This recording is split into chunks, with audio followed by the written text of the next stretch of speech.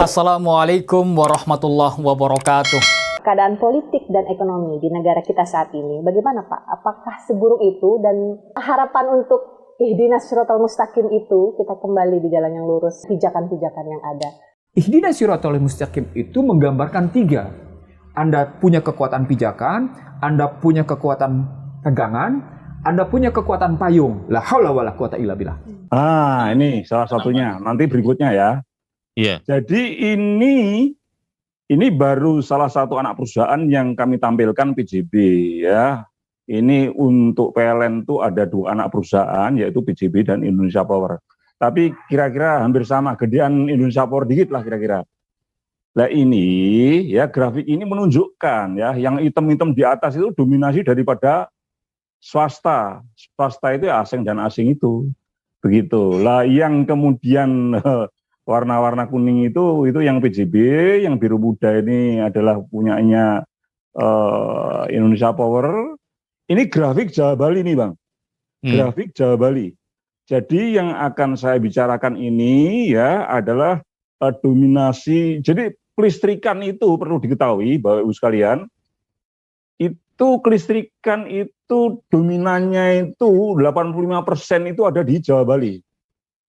Mengapa Jawa Bali? Karena di sana sudah banyak ruang mewah, banyak pabrik-pabrik besar, hotel, tempat persiaran. Artinya Jawa Bali ini sudah dikatakan suatu area yang major, yang sudah matang. Makanya swasta asing itu yang diincar ya Jawa Bali. Nah, ini yang merah-merah ini adalah kumulasi dari kapasitas pembangkit di Jawa Bali. Terakhir ya sekitar 40 ribuan lah apa kapasitas Jawa Bali itu. Sementara seluruh Indonesia kira-kira 61 ribu. Tetapi saat ini dengan kapasitas itu, kalau kita baca di Gatra tanggal 15 September 2021 itu sudah RSA, reserve reserve margin atau mangkraknya sudah 60% lebih, udah 68,1%. Jadi sekarang ini kelistrikan kita itu sudah oversupply sekitar 68%. Kalau di megawatt kan adalah 25.500 megawatt. Itu terbesar di Jawa Bali. Seperti itu ya. Jadi Jawa Bali ini sudah didominasi oleh swasta. Dari grafik ini, atau yang satunya lagi Bang, yang biru, itu lebih jelas lagi. Yang biru-biru semua itu loh. Bentar.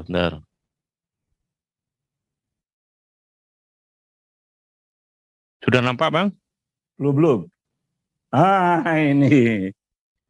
Ini Bapak Ibu sekalian, inilah gambaran kekuatan pembangkit di Jawa Bali. Ini kemudian yang terjadi, pembangkit PLN itu hanya 10%. Sebenarnya pembangkit PLN itu yang tinggi-tinggi itu loh. Rata-rata yang tinggi-tinggi grafiknya itu yang muncul nongol ke atas itu. Jadi ke arah vertikal ini adalah biaya operasi pembangkit rupiah per kWh. Itu yang punya PLN memang sudah 1.500-an rupiah per kWh.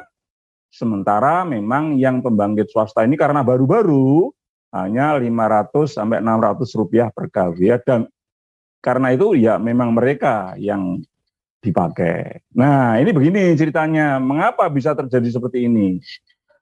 Ini ada modusnya. Pada saat Menteri BUMN Erick Thohir itu dilantik tahun 2019, dia langsung memberikan instruksi kepada PLN, PLN, you tidak usah mengoperasikan pembangkit lagi.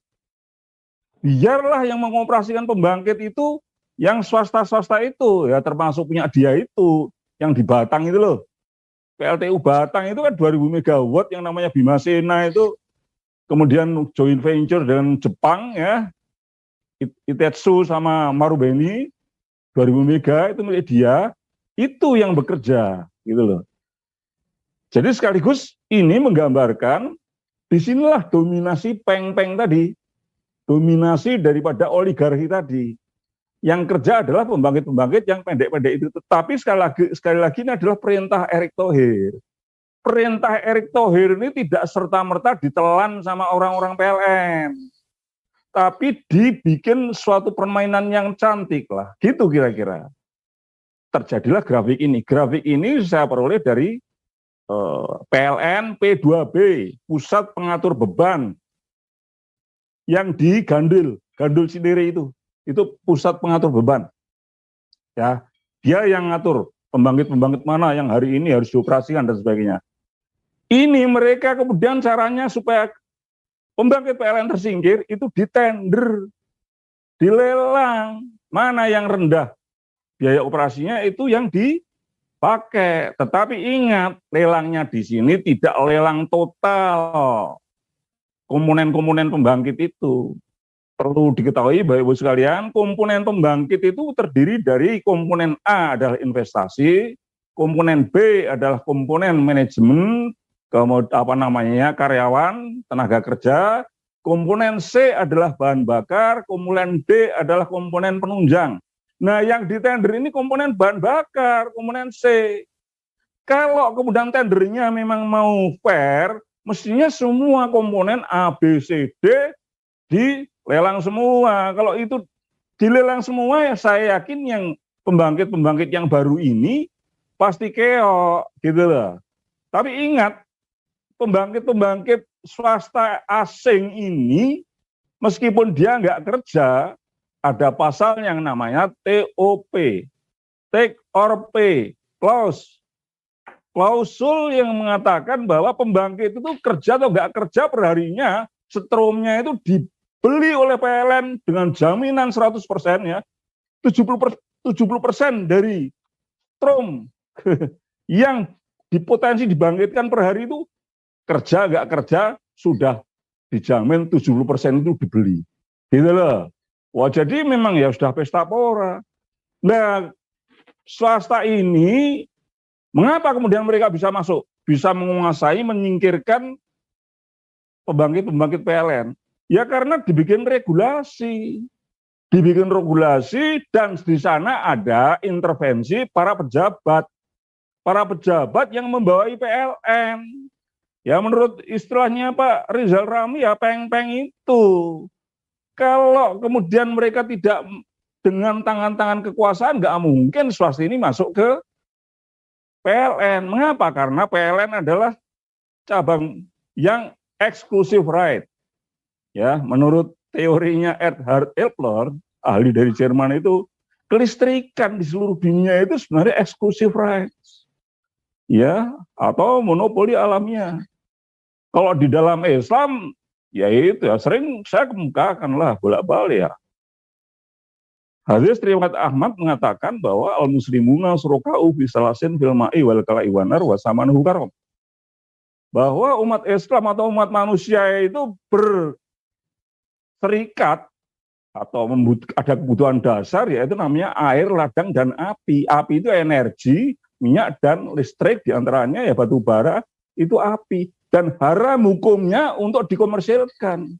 Ini harus dipegang oleh khalifah atau oleh negara, oleh kekuasaan, dan kemudian dikut waktu itu oleh Mr. Kasman Singodimujo ya, itu tokoh Muhammadiyah itu, Masumi.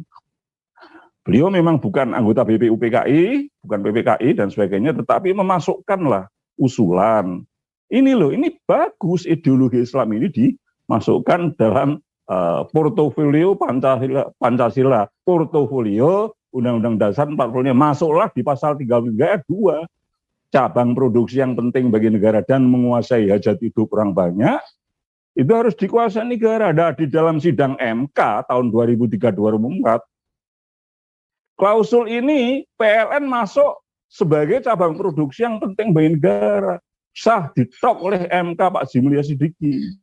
Sudah. Jadi mestinya kelistrikan ini adalah public good. Ya, kalau menurut hadis tadi atau pasal tadi adalah public good. Adalah komoditas kepemilikan publik yang harus digrab oleh negara. Kalau di sana ada swasta, swasta boleh silakan ya sesuai keputusan MK. Saya patokannya putusan MK aja. Itu bolehlah swasta ikut, tetapi dia sebagai subordinate. Dia sebagai subkontraktor. nggak boleh berdiri sendiri. Lah ini yang swasta-swasta ini berdiri sendiri, Senhua misalnya, Huadian yang di PLTU Celukan Bawang sana. Kalau Bang Slamet nggak bisa bahasa Cina, nggak bisa masuk sana meskipun bahasa Inggrisnya lancar. Nggak boleh, apalagi bahasa Arab nggak boleh di sana ya, harus bahasa Cina. Kemudian Jawa 7 itu Senhua, di sana ada Pak Yusuf Kala itu. Ya sekarang kan harus ngomong oligarki kan, oligarki diantaranya memang ya itu tadi kira-kira kan gitu harus tak sampaikan gitu loh. Kemudian apalagi ada PLTU itu Cirebon, bukan PLTU, sorry PLTU Bima Sena yang di Batang, lah itu yang memang ada abangnya Pak Erick Thohir. Jadi memang harus ada ekspansi dari intervensi kekuasaan. Jadi begini konsepnya, memang kejadian ini tidak ujuk-ujuk ya. Tetapi sebelum kita bicara itu, dampaknya begini. Ini kan mayoritas Jabar ini kan sudah 90% ini saya sampaikan dan sesuai grafik ini 90% itu sudah ya asing dan asing, Senhua, Huadian, Cengda, General Electric, Mitsubishi, Sinoma dan sebagainya ya. Dan ya dengan bos-bos kita itu yang taruh saham, itu pembangkitnya sudah seperti itu. Kemudian retail itu jaringan kawat hitam-hitam yang di depan rumah kita itu loh. Itu lewat Dahlan Iskan udah dijual ke Tommy Winata, ke James Riyadi, Taipan 9 Naga tahun 2010. Jadi kalau ada orang datang pakai simbol PLN, ya PLN itu memang sekarang hanya dipakai simbolnya saja kalau mau jujur, ya kan? Karena apa? Di Jawa Bali ini, ya PLN ini asetnya, PLN itu kalau mau jujur, aset PLN itu hanya ditinggal di luar Jawa aja. Nah kalau kemudian tadi ada protes dari PLN katakanlah karena harga batu bara mahal itu ya untuk keperluan luar Jawa kalau PLN-nya protes. Sedangkan PLN Jawa Bali ini sebenarnya sudah nggak bisa apa-apa, itu ada urusan dari asing dan asing itu. Jadi pembangkitnya didominasi swasta, kemudian retailnya di depan rumah kita sampai KWH meter itu sudah Taipan 9 Naga sebenarnya. Dan di sini jadi jelas, oke lah di sini operating cost daripada pembangkit itu memang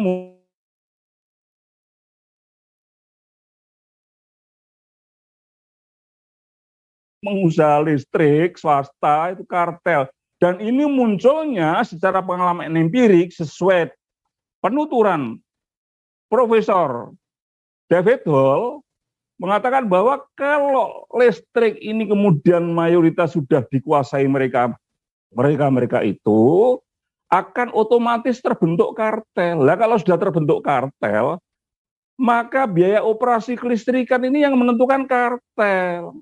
Mereka rembukanlah, kamu pembangkit biaya operasimu berapa? Terus kemudian nanti akan dijual berapa? Itu kemudian oke lah di pembangkit murah ya resminya formalnya. Tapi harga listrik sekarang ini sebenarnya sudah 3.000 sampai 3.500 rupiah per kWh. Itu sebenarnya sudah ke sana. Ini analisa di sidang MK, terutama dikupas oleh Profesor David Hall, kemudian ekonomnya Iksanuddin Nursi, kemudian tenaga tekniknya seperti Profesor Yanwar Saharun dari ITB, Profesor Sarifudin dari ITS, dan sebagainya. Ini biaya operasi ini sudah dikuasai swasta. Nah kalau sekarang biaya operasi itu Rp3.000 per kWh untuk Jawa Bali ya yang saya bilang. Itu maka kalau kemarin di CNN Indonesia mengumumkan bahwa PLN tahun 2021 sampai Oktober itu menjual 210 tetrawatt hour ya, maka sampai kemarin tanggal 31 Desember itu berarti sudah 250 TWh, 250 tetrawatt hour. Itu biaya operasinya 250 TWh kali per kWh-nya sudah Rp3.000 sampai Rp3.500 rupiah per kWh. Artinya biaya operasi sudah 750 triliun. Kalau saat wawancara yang waktu itu masih Wadirut, Pak Darmo itu ya, Darmawan Prasojo itu mengatakan, si Desi Anwar tanya, itu pendapatan PLN tahun 2020 berapa Pak? Itu 300 triliun. Nah, bisa diperkirakan sekarang ini sudah 400 triliun, karena sudah banyak pabrik juga yang nyambung baru, rumah-rumah dan sebagainya nyambung baru, 400 triliun. Tapi kalau kemudian pendapatannya hanya 400 triliun, dan biaya operasinya 750 triliun, maka harus ada subsidi 350 triliun. Kejadian di 2020, itu subsidinya Kementerian Keuangan keceplosan di Repelita Online, tanggal 8 November 2020, mengatakan bahwa PLN atau kelistrikan itu seluruh Indonesia itu harus mendapatkan subsidi 200,8 triliun. Tetapi PLN mengumumkan untung 5,95 triliun. Loh, jadi ini kan terjadi suatu apa? Sandiwara kan? Sandiwara. Jadi di belakang itu sebenarnya hingar-bingar kayak seperti itu, ya, amburadul seperti itu, tetapi seolah-olah PLN enggak, kita masih eksis kok, untung 5,9 triliun. Nah, sekarang kalau oke lah, taruhlah untung 5,95 triliun. Kenapa sekarang kemudian teriak-teriak mau menarikkan tarif listrik? Kan ini tanda tanya. Padahal PLN itu sesuai Undang-Undang Nomor 19 tahun 2003, fungsi utamanya adalah Public Service Obligation, PSO. PSO itu ya untuk kemudian memenuhi pasal 33 ayat 2 Undang-Undang Dasar 45 itu. Tetapi kok sekarang jadi udah untung minta naik lagi. Nah, ini menjadi tanda tanya. Ada apa sebenarnya? Karena yang semua tadi saya ceritakan ini tidak terbuka di masyarakat. Gitu. Enggak, pemerintah tidak terbuka bahwa sekarang ini PLN ini sudah wafat sebenarnya, hanya tinggal luar Jawa aja. Yang di Jawa Bali ini sudah menjadi royokan oligarki. Udah menjadi royokan peng-peng tadi yang saya sebutkan bolak-balik tadi. Itulah yang kemudian menginstruksikan direktur utama PLN, orang-orang PLN. Orang PLN kalau yang menginstruksikan orang-orang itu Menko Marves, Menteri BUMN, ya pegang burung semua lah orang-orang itu. Iya Pak, iya Pak. Terus dibikin rekayasa, tender-tenderan itu. Ya, akhirnya sebenarnya sudah terjadi. Ya benar apa yang disampaikan Pak Said itu. Ini hanya tinggal menunggu waktu. Sekarang ini, ya Bang, tadi kan pembangkit dan retail yang dikuasai mereka itu, ya asing dan asing itu. Tetapi sebenarnya Erick Thohir, Menteri BUMN itu sekarang sudah membentuk tim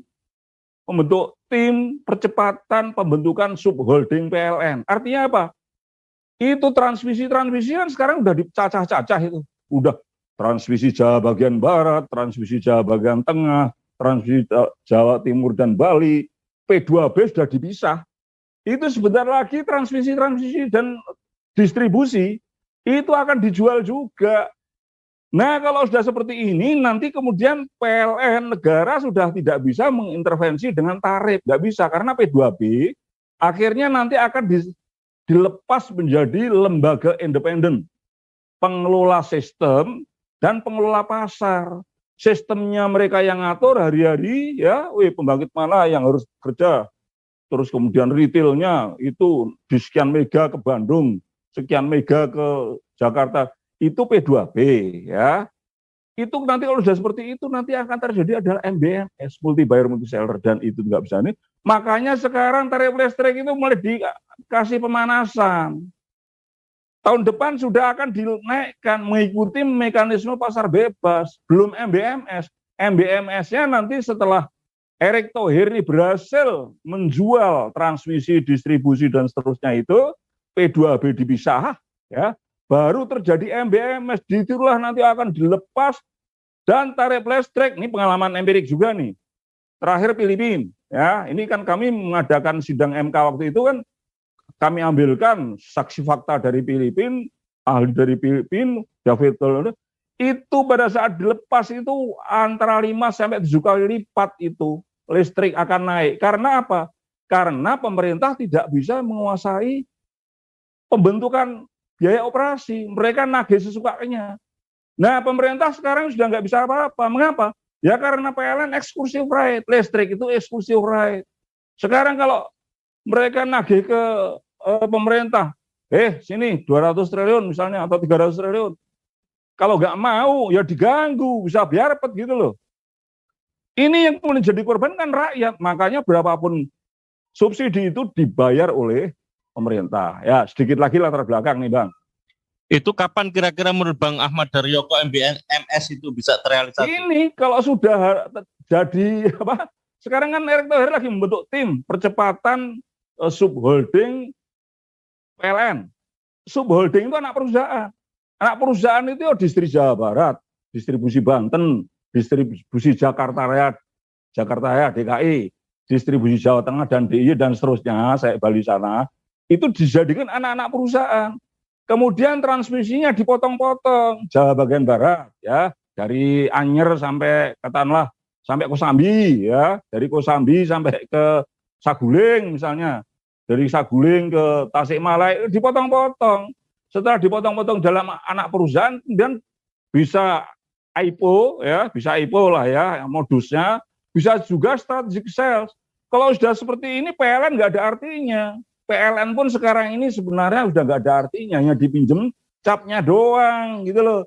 Sekarang ini kalau PLN ini kemudian bubar, itu sudah jalan kok Strom ini, sudah jalan karena sudah ada yang mengoperasikan. Cuman kalau PLN bubar, pemerintah tidak bisa menggrip, ya, TDL, tidak bisa menggrip tarif listrik. Sekarang kan Bang Slamet kan bayar kemana? Hanya sekitar 1.100 sampai 1.200 kan. Itu terus taruhlah di rumah antara 500 misalnya, 500.000 per bulan. Itu sekarang nanti kemudian Erick Thohir selesai itu MBMS laku, enggak ada 2,5 sampai 3 juta, Bang. Itu real di Filipina. Itu real di Filipina. Terus yang terjadi hukum kapitalis. Ya ini faktanya seperti ini. Kalau jadi kan gini, listrik itu kalau sesuai hadis tadi kan public good. Sekarang ini dengan adanya apalagi undang-undang Omnibus Law, undang-undang nomor 11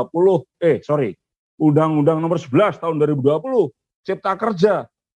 Yang public good tadi sudah disulap menjadi commercial good. Kalau public good, ya setiap mau naikkan listrik harus lapor DPR. Commercial good, pasar, supply and demand, begitu loh. Supply and demand. Sekarang demandnya PLN pasti, siapa yang nggak butuh listrik? Kan gitu aja sekarang. Sampai ke ya yang kurang mampu pun, sopir angkot, itu butuh listrik meskipun hanya 450 watt.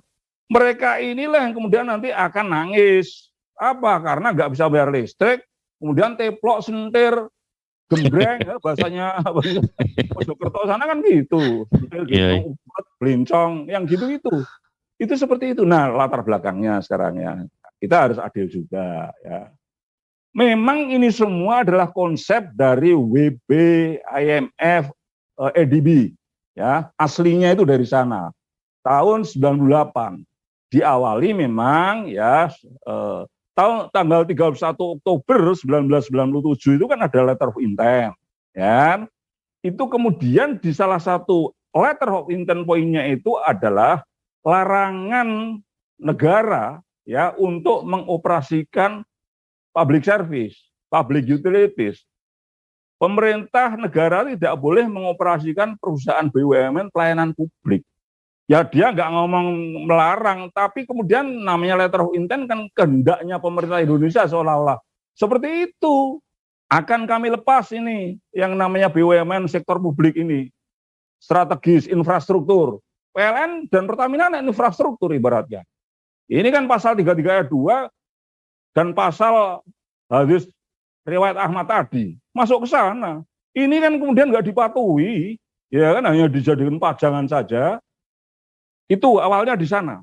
Di sana kemudian ada the Power Sector Restructuring Program, ya konsepnya WB, DB, IMF tadi, grupnya IFIS, International Financial Institutions, seperti itu. Kemudian dijiplak oleh Kuntoro Mangkusubroto menjadi the white paper kebijakan restrukturisasi sektor ketenagalistrikan pada tanggal 25 Agustus 1998. Di mana Jawa Bali ini intinya nanti akan diserahkan ke asing dan asing, intinya tegasnya seperti itu. Kemudian luar Jawa nanti serahkan ke Pemda. Ini sekarang udah merambat ke sana. Pada saat nanti seperti itu PLN bubar, tarif listrik diserahkan kepada mekanisme pasar bebas dan pemerintah merdeka. Oke, Ya, Bang. kalau sekarang ini Anda ada gangguan listrik, enak aja ke Bojonegoro sana kan. Tanya, Ya. PLN dimaki-maki kan. PLN jancuk. Kan. Nanti sebentar lagi nanti siapa ini Erick Thohir bikin Bojonegoro nanti kan nggak tahu PT apalah yang terkenal. Yang di sana kan ada PT terkenal kayak Magelang itu ada juga apa. Itu sudah sekarang ini Bang, mulainya pemanasan. Anda cek blog SCBD. SCBD itu udah bukan PLN itu Tommy Winata itu, gitu cek. Kemudian Meikarta, Central Park. Itu sudah seperti itu. Nanti sebentar lagi Jakarta dijual mereka. Semarang, Oke, Bang. Bandung. Kira-kira seperti itu, kemudian akan melonjak-lonjak. Ya itu, ini adalah akibat Grab daripada Iya. Pak Jokowi ini mestinya janjinya konsisten. Kan nawacita. Kalau dia nawacita kan kehadiran negara di tengah rakyat kan. Mestinya kan begitu. Harusnya ini di stop. Kok malah ikut nimbrung. Dan ini mulai 2020 loh Bang. Ini mekanisme pasar bebas itu. Bukan sebelumnya, ya. Kira-kira begitu. Terima kasih. Assalamualaikum warahmatullahi wabarakatuh. Waalaikumsalam warahmatullahi wabarakatuh. Terima kasih Bang Ahmad Daryoko. Jadi memang yang paling asas itu adalah merubah nomenklatur dari public good menjadi consumer good, dan itu dilegitimasi oleh regulasi. Pintunya melalui itu, sehingga kemudian skenario MBSS itu nanti bakal terrealisasi dan kita bisa melihat seperti apa, dan kita akan lihat seperti apa perkembangan apa yang diilustrasikan nih Bang Ahmad Daryoko, proses komersialisasi di sektor yang seharusnya ini menjadi tanggung jawab negara itu terjadi kan gitu. Ya Bang, terima kasih Bang Dr. Ahmad Daryoko. Saya Karen mohon undur diri. Subhanakallahumma wa bihamdika asyhadu an la ilaha illa anta astaghfiruka wa atubu ilaik. Billahi taufiq wal hidayah. Wassalamualaikum warahmatullahi wabarakatuh. Waalaikumsalam warahmatullahi wabarakatuh. Terima kasih. Wassalamualaikum warahmatullahi wabarakatuh.